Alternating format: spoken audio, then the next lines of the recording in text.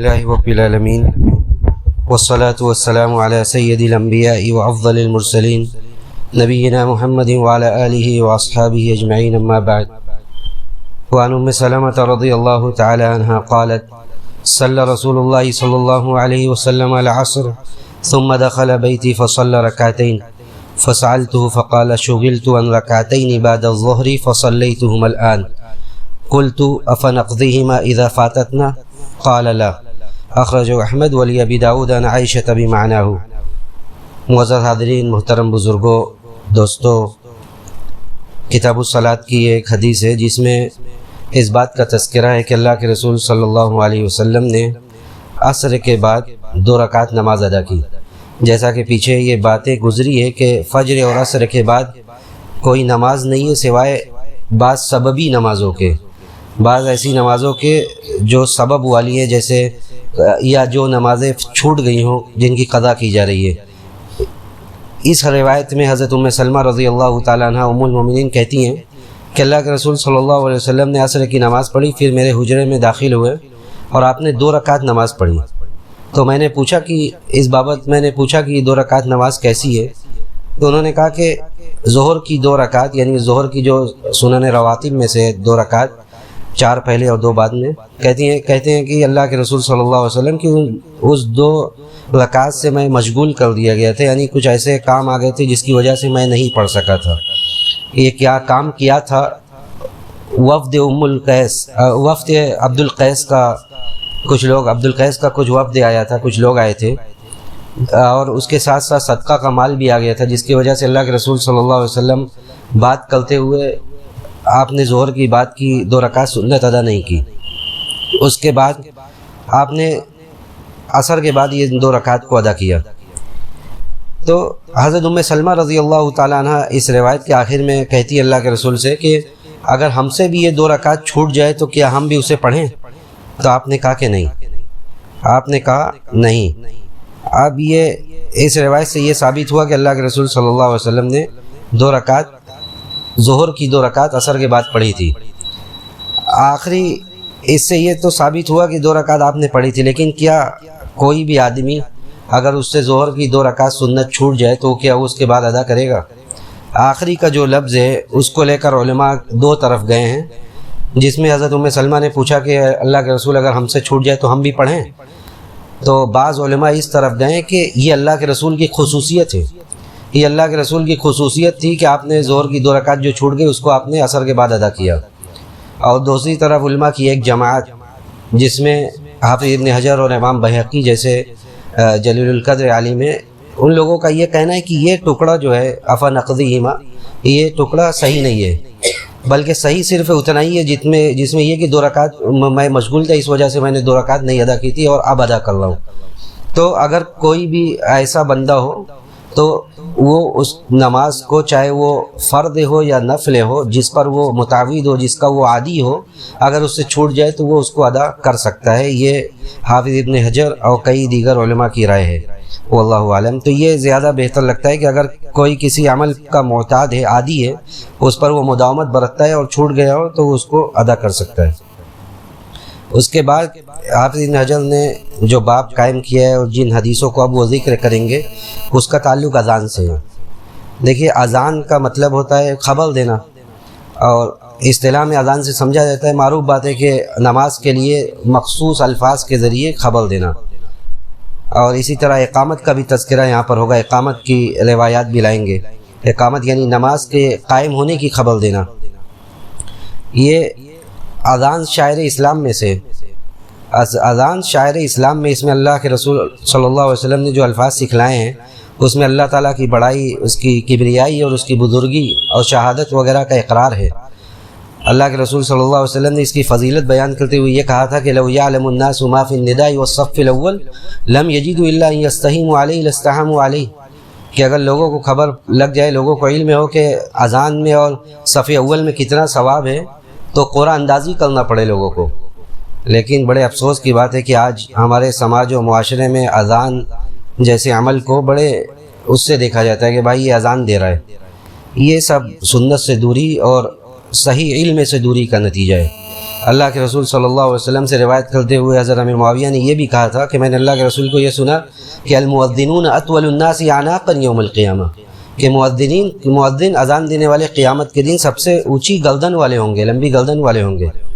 تو یہ سارے اس کے فضائل، اس لیے کہ امام قرطبی نے یہ بھی کہا کہ اذان، یہ الفاظ بڑے تھوڑے ہیں لیکن یہ عقیدہ کے بڑے مسائل پر یہ مشتمل ہے۔ اذان کے الفاظ تو تھوڑے ہیں، یعنی جو متواتر روایات ہیں جس پر عمل ہو رہا ہے وہ 15 الفاظ پر مشتمل ہے اذان، لیکن اس میں اللہ کے رسول صلی اللہ علیہ وسلم نے جو اذان سکھلائی اس میں شروع کیا گیا اللہ کی بڑائی سے، اللہ اکبر، اس کے بعد پھر اللہ کے توحید کا تذکرہ کیا گیا، پھر رسول کی رسالت کا تذکرہ کیا گیا، پھر نماز کی طرف آواز دی گئی، ندا دی گئی، یعنی حی علی الصلاۃ، پھر اس نماز کے ذریعے کامیابی کی ضمانت دی گئی۔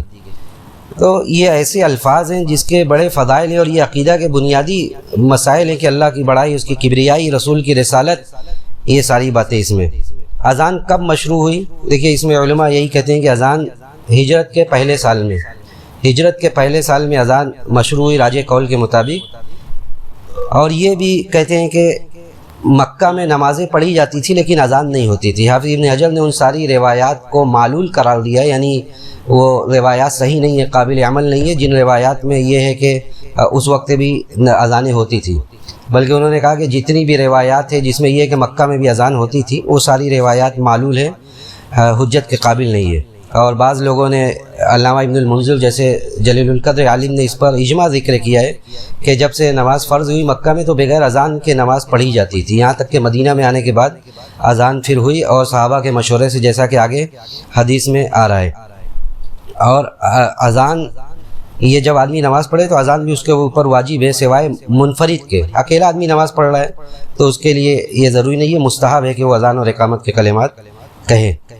پہلی حدیث ہے عبداللہ ابن زید رضی اللہ تعالیٰ عنہ سے، وعن عبداللہ ابن زید ابن عبد ربہ رضی اللہ تعالیٰ عنہ قال طاف بی وانا نائم رجل فقال تقول اللہ اکبر فذکر الاذان بتربیع التکبیر بغیر ترجیع والاقامۃ فرادا الا قد قامت الصلاة قال فلما اصبحت اتيت رسول اللہ صلی اللہ علیہ وسلم فقال انها لرؤيا حق، الحدیث اخرجہ احمد و ابو داود و صححہ الترمذی و ابن خزیمہ۔ یہ عبداللہ بن زید رضی اللہ تعالیٰ عنہ سے حدیث مروی ہے، کہتے ہیں عبداللہ بن زید کہ طاف بی وانا نائم رجل، نیند میں میرے پاس ایک آدمی آیا اور اس نے کہا کہ یہ کلمات پڑھو، یعنی انہوں نے اذان سکھلائی، جو آدمی آیا اس نے اذان سکھلائی اور یہ کلمہ۔ حافظ ابن حجر نے حدیث کو اختصار کے ساتھ ذکر کیا اور کہا کہ جو اذان شروع کی اللہ اکبر فذکر الاذان، پھر پوری اذان راوی نے، عبداللہ بن زید نے ذکر کی بتربیع التکبیر، جو تکبیر یعنی اللہ اکبر، یہ 4 مرتبہ بغیر ترجیع کے۔ دیکھیے اذان میں کئی ایک آگے حدیثیں آپ لوگوں کے سامنے آئیں گی جس میں طریقے مختلف ہیں۔ ترجیع کا مطلب یہ ہوتا ہے کہ شہادتین کے جو کلمے ہیں اس کو پہلے دھیرے سے کہا جائے، یعنی اشہد ان لا الہ الا اللہ، یعنی بس اتنا کہ آدمی جو آپ کے قریب میں وہ سن لے، اور دوسری مرتبہ جب دوہرا کے کہا جائے، 2 مرتبہ پہلے دھیرے دھیرے کہا جائے، پھر اس کے بعد جب دوبارہ جب کہا جائے تو اس کو زور سے کہا جائے، یہ بھی ایک طریقہ اس کا ہے۔ تو کہتے ہیں کہ اس حدیث میں حافظ ابن حجر کہتے ہیں کہ تربیع تکبیر تو 4 مرتبہ، یعنی شروع میں اللہ اکبر کا کلمہ ہے لیکن ترجیع نہیں ہے۔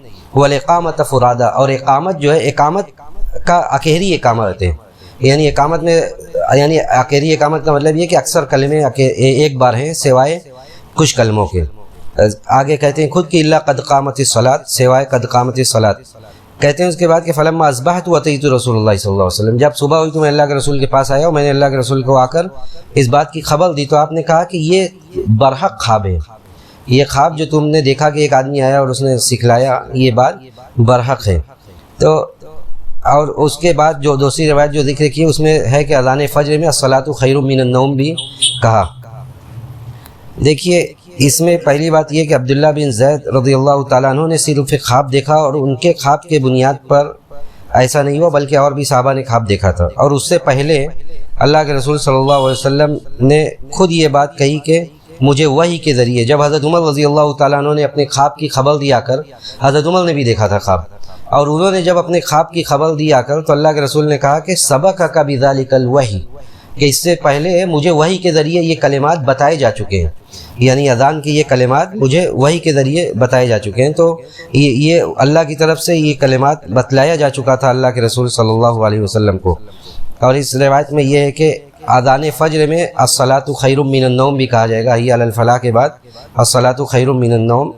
اب یہ اس میں روایات دو طرح کی آتی ہیں کہ چونکہ اس زمانے میں فجر کی دو اذان ہوتی تھی، اذان اول اور اذان ثانی، تو کس اذان میں یہ کہا جائے گا؟ دیکھیے دونوں طرح کی روایتیں، زیادہ راجح بات یہی ہے کہ چونکہ جو دوسری اذان ہے وہی فجر کی اذان ہے، اصل اذان وہی فجر کی تھی۔ پہلی اذان جو تھی وہ تو یہ تھی کہ تاکہ جو لوگ سوئے ہوئے وہ بیدار ہو جائیں، اور جو جن کو روزہ رہنا ہے اب وہ کھانے سے باز آ جائیں۔ تو اصل اذان جو تھی وہ دوسری اذان تھی، اس لیے اسی کے تعلق سے یہ کہا گیا کہ اب جن لوگوں کو روزہ رکھنا ہے وہ آپ کھانا چھوڑ دیں۔ تو دوسری اذان جو ہوگی اسی میں یہ کہا جائے گا الصلاۃ خیر من النوم۔ آج تو وہ مسئلہ بھی نہیں ہے، بہرحال۔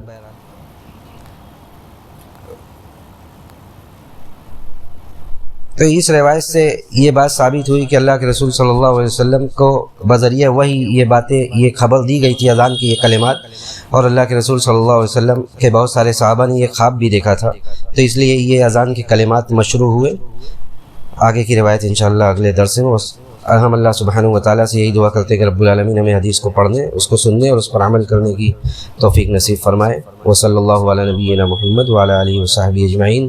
والسلام علیکم ورحمۃ اللہ وبرکاتہ۔